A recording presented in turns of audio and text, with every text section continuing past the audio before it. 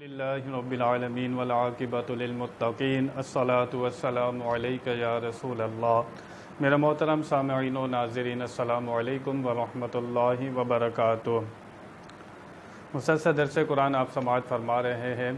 گزشتہ آیت میں آپ نے سماعت فرمایا کہ ان لوگوں کی توبہ قبول نہیں ہوتی کہ جن کی جان آ کر حلق میں اٹک جائے، پھر وہ چاہیں کہ ہم کلمہ پڑھ لیں، ایمان لے آئیں۔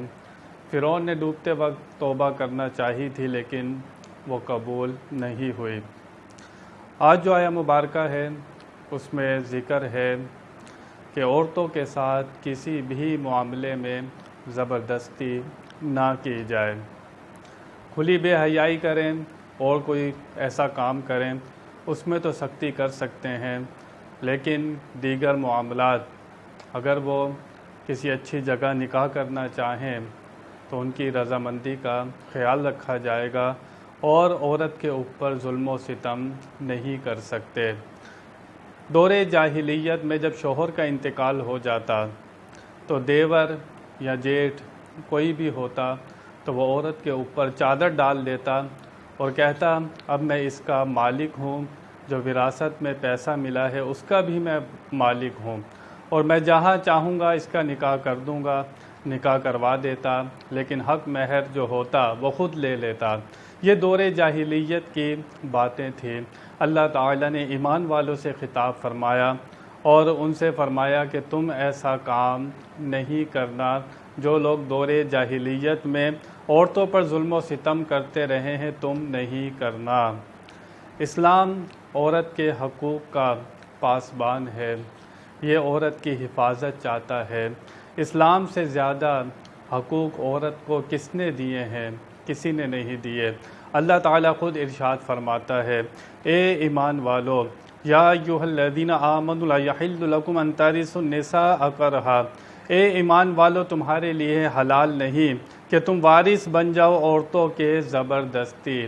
دور جاہلیت میں زبردستی جب شوہر کا انتقال ہوتا تو گھر والے یا رشتہ دار اس عورت کو اپنا غلام بنا لیتے۔ اللہ تعالیٰ نے اس سے منع فرمایا، وَلَا تَعْضُلُوهُنَّ لِتَذْهَبُوا بِبَعْضِ مَا آتَيْتُمُوهُنَّ۔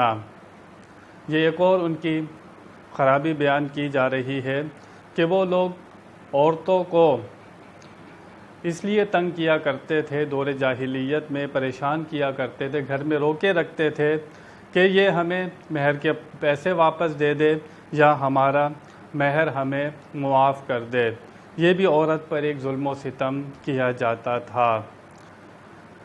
إِلَّا يَأْتِينَ بِفَاحِشَةٍ مُبَيِّنَةٍ وَعَاشِرُوهُنَّ بِالْمَعْرُوفِ۔ اللہ فرماتا ہے کہ گزر بسر کرو اچھے طریقے کے ساتھ، بیوی کے ساتھ گزر بسر کرنی ہے، بات چیت کرنی ہے، اس سے سلوک کرنا ہے تو اچھا سلوک کرنا ہے۔ یہ اللہ تعالیٰ قرآن پاک میں ارشاد فرما رہا ہے کہ عورتوں سے جو سلوک کرنا ہے، بات کرنی ہے، اچھے طریقے سے کرنی ہے۔ فَإِن كَرِهْتُمُوهُنَّ فَعَسَىٰ أَن تَكْرَهُوا شَيْئًا وَيَجْعَلَ اللَّهُ فِيهِ خَيْرًا كَثِيرًا۔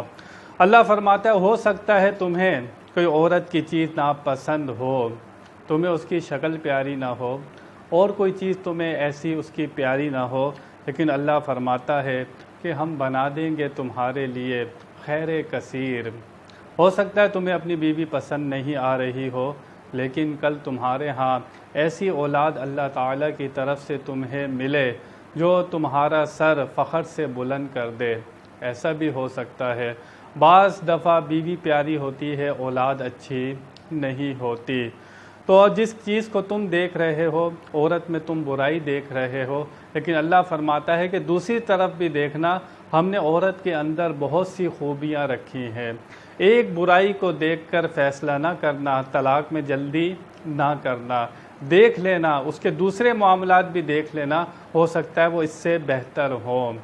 یہاں سے پتہ لگا کہ یہاں سے یہ بتایا جا رہا ہے کہ بندہ ایسی غلطی نہ کرے کہ وہ چھوٹی سی بات پر عورت کو طلاق دے دے یا اس پر ظلم و ستم کرے۔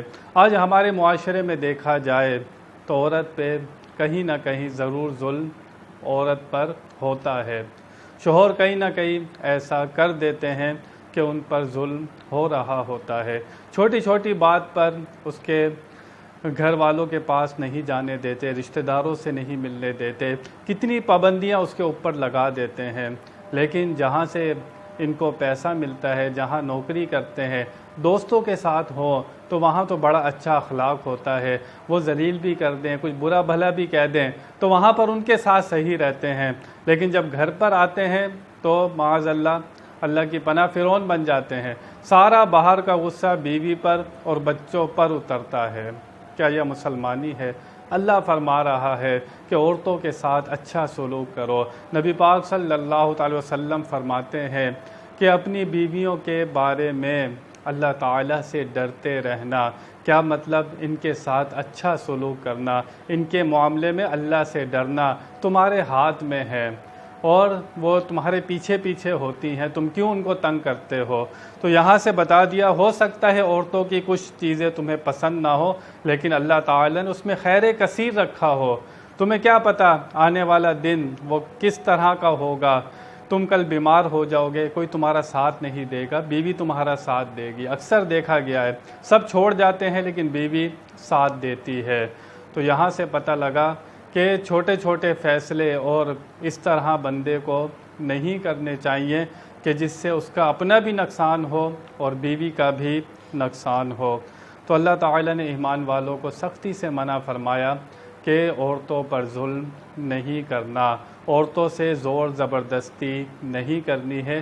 یہ اسلام ان کے حقوق کی حفاظت فرما رہا ہے، ان کو حقوق فراہم کر رہا ہے، اور اس دین کے علاوہ عورت کو کہاں اتنے حق ملیں گے جو اس دین نے دیے ہیں، جو نبی کریم صلی اللہ تعالی وسلم نے اپنی رحمت عورتوں کے اوپر، ان کے اوپر اتنی رحمت کی کہ عورتوں کے لیے فرمایا جس کی ایک لڑکی ہو وہ اس کی صحیح نگہبانی کرے، دیکھ بھال کرے، اس کی تربیت کرے، وہ کل جنت میں میرے ساتھ ہوگا۔ 2 ہو 3 ہو، یہ عورتوں کے لیے فرمایا جا رہا ہے۔